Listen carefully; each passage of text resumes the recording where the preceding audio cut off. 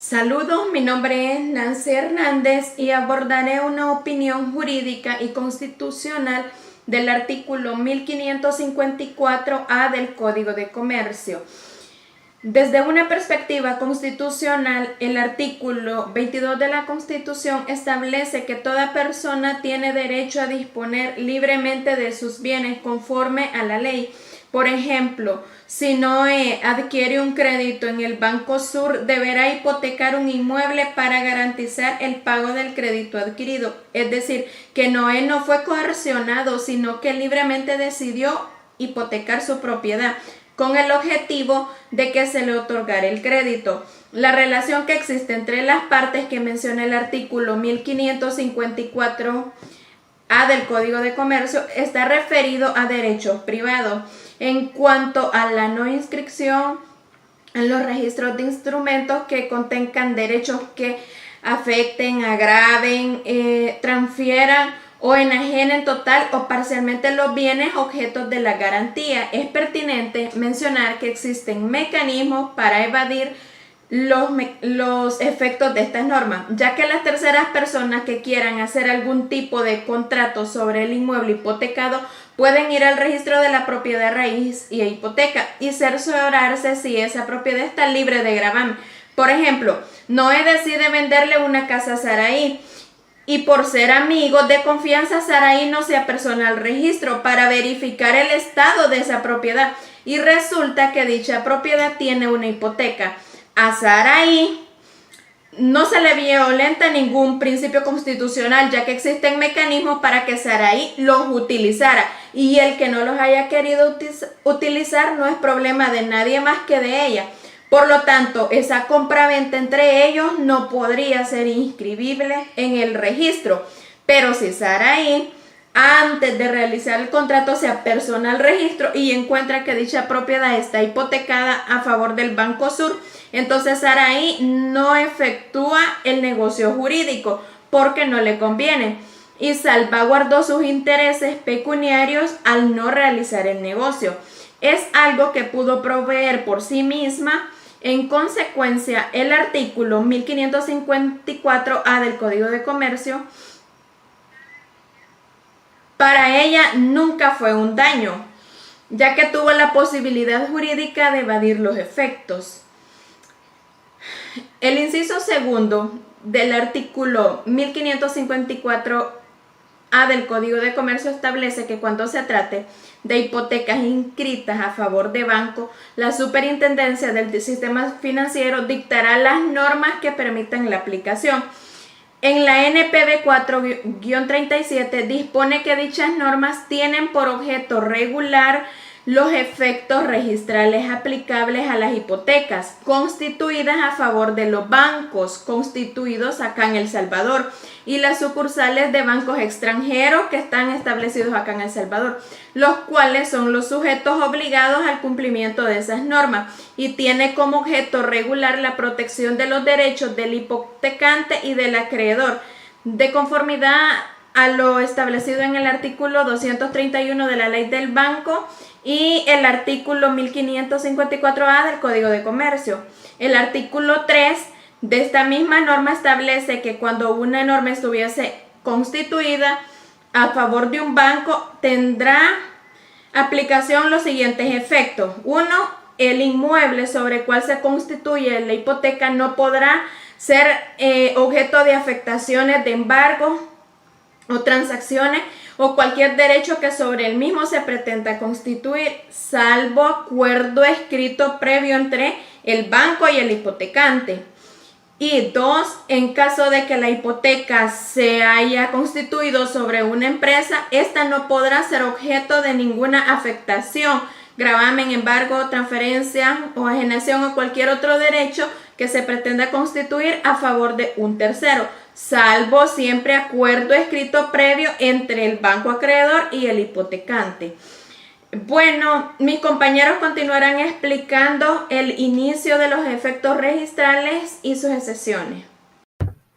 Les saluda Saraí Guzmán y continuando con el análisis del artículo 1554-C del Código de Comercio, En esta oportunidad voy a compartir el análisis que como equipo hemos realizado a dicho artículo vía jurisprudencial.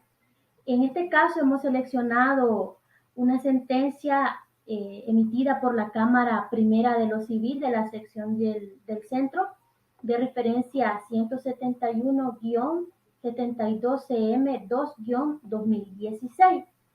Este es un proceso de apelación interpuesta por una aseguradora, eh, un proceso declarativo común de tercería de dominio. Básicamente, pues los hechos son los siguientes.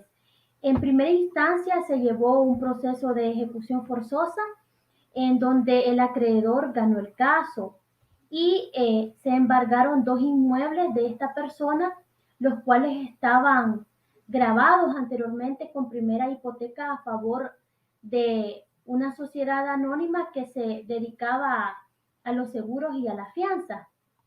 En primera instancia, esta aseguradora se mostró parte oponiéndose a la pretensión del acreedor, es decir, de quien había promovido la acción. En dicha instancia, el acreedor ganó el proceso y se embargaron los 2 inmuebles, por lo que posteriormente la aseguradora interpuso recurso de apelación ante la Cámara, bajo el fundamento que se había infringido lo que dispone el artículo 1554-C del Código de Comercio. Pues dispone de que cuando existan hipotecas inscritas a favor de alguna institución de crédito o un banco o una empresa mercantil, no se deberán de inscribir en los registros respectivos ningún instrumento que contenga derechos que afecten, graven, transfieran, enajenen, ya sea de forma total o parcialmente, los bienes que se han dado en hipoteca a estas sociedades bajo ningún pretexto, a menos que exista un previo acuerdo escrito entre el hipotecante y el acreedor. Pues bueno, la aseguradora, bajo este fundamento, quería o pretendía que se estimara lo que era la tercería y que se ordenara lo que era el alzamiento del embargo ordenado sobre los inmuebles hipotecados en primera instancia. Al respecto, la Cámara examinó los tipos de acciones que otorga la ley al acreedor hipotecario con relación a los bienes que conforman su garantía. Y para el caso, pues relacionó las reglas generales de la prelación determinadas en el Código Civil, de conformidad al artículo primero, al artículo 1, inciso primero del Código de Comercio. Y bajo esta postura, pues la Cámara estableció que de acuerdo al artículo 2216, por regla general, los acreedores pueden exigir que se vendan todos los bienes del deudor hasta que se paguen los créditos que a estas personas se les adeuda, para que con el producto se les satisfaga íntegramente si fuera insuficiente. Y para el caso se examinaron los artículos 2217, inciso primero, y 2227 del Código Civil, en donde se reconoce la preferencia que existe en el orden de pago en cuanto a los créditos hipotecarios. Por lo que la Cámara determinó que existe una preferencia de pago para aquellos acreedores que tengan a su favor créditos hipotecarios. Estableció la Cámara de que la interpretación que hacía la aseguradora del contenido del artículo 1554 del Código de Comercio era errónea, en razón de que dicha norma no establece una prohibición expresa que impida inscribir un embargo a favor de otra persona sobre el inmueble en garantía. Que lo anterior es así, ya que el registrador, después de realizar la calificación de forma y de fondo, inscribió los embargos presentados, pues de lo contrario hubiera denegado su inscripción. Esto conforme a las facultades determinadas en el inciso segundo del artículo 3 de la Ley de Procedimientos Uniformes para la presentación, trámite y registro o depósito de instrumentos en los registros de la propiedad, raíz e hipoteca. Por lo que el punto de agravio que presentaba la aseguradora en este caso, consideró la Cámara de lo Civil que no tenía ningún sustento legal. En breves reseñas, pues este es el análisis de que realizó la Cámara dentro de este proceso, pues el artículo 1554 establece más que todo de que un inmueble hipotecado a favor de un banco o de una institución crediticia no puede ser un instrumento que grave o afecte este inmueble, no puede ser registrado. Y la Cámara hizo alusión de que básicamente este artículo se refiere al ámbito registral, más no prohíbe de que posteriormente se puedan gravar estos inmuebles como lo que pasó en el caso conocido por la Cámara. Pues bueno, muchas gracias por escucharme. Buen día. Tengan todos y cada uno de ustedes muy buenas tardes, muy buenos días, muy buenas noches, dependiendo la hora en la que hayan dedicado tiempo para ver este video. En esta ocasión, mi persona, Antonio Eduviges Hernández Ortiz, les continuaré explicando o haciendo un breve análisis del artículo 554, literal A del Código de Comercio. Me ha correspondido a mí explicarles el literal segundo de esta normativa, de este artículo del Código de Comercio, que literalmente dice o establece que cuando se trate de hipotecas inscritas a favor de bancos, la Superintendencia del Sistema Financiero dictará las normas que permitan la aplicación del presente artículo. Este inciso o este artículo hay que relacionarlo con la NPB 4-34 o las normas para regular los efectos registrales sobre los bienes hipotecarios a favor de bancos. Y específicamente esta normativa, en el artículo 4 de esta norma para regular los efectos registrales sobre los bienes hipotecarios a favor de bancos, en su artículo 4, nos manifiesta o nos explica, nos expone esta normativa, el inicio de los efectos registrales y las excepciones que estos tienen. En el artículo 4, en el literal primero, establece que los efectos registrales establecidos en el articulado anterior, establece que estarán vigentes y serán plenamente exigibles en el registro y ante terceros a partir de la fecha de la presentación de la anotación preventiva. Ojo al dato. Serán exigibles al registro o a terceros a partir de la fecha de la presentación de la anotación preventiva. Ahora bien, en su literal segundo, establece que, sin perjuicio de lo establecido en el artículo anterior, los bienes inmuebles y las empresas sobre las cuales hayan constituido una hipoteca a favor de bancos podrán ser objeto de afectación, gravamen, embargo, transferencia, enajenación o cualquier otro derecho. Sobre ellos se pretenden inscribir única y exclusivamente cuando exista acuerdo escrito previo entre el banco y el acreedor y el hipotecante. Y está autorizado. Esta autorización deberá llevar la firma de los comparecientes y legalmente facultados y debidamente legalizados ante un notario, ante los oficios de un notario. Esta es la excepción que establece este artículo a la regla general. Ahora bien, el artículo 5 nos habla de las anotaciones preventivas, de la misma norma que les estaba hablando. que las normas para regular los efectos registrales sobre los bienes hipotecarios a favor de los bancos, o como ustedes le quieran llamar, la NPB 4-34.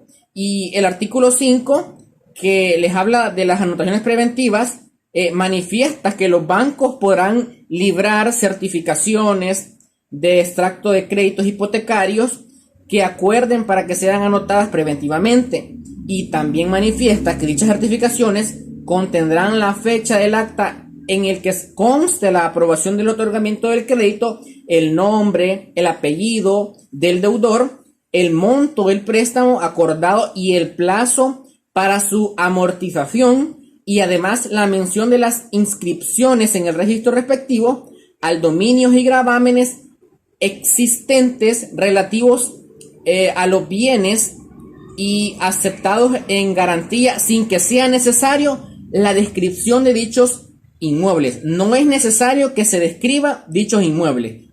También el artículo establece que dicha certificación firmada por el gerente general o apoderado con facultades especiales para ello, con el sello del banco, será anotada preventivamente en el registro correspondiente, marginándose los asientos correspondientes. Se le van a marginar los asientos correspondientes cuando a la certificación en el registro. Los efectos de la hipoteca al ser inscrita el respectivo contrato se retrotraen a la fecha de la presentación de la respectiva certificación cuando se trate de los mismos bienes a que se refiere dicha inscripción, y los efectos que surten de esta certificación o de esta anotación preventiva,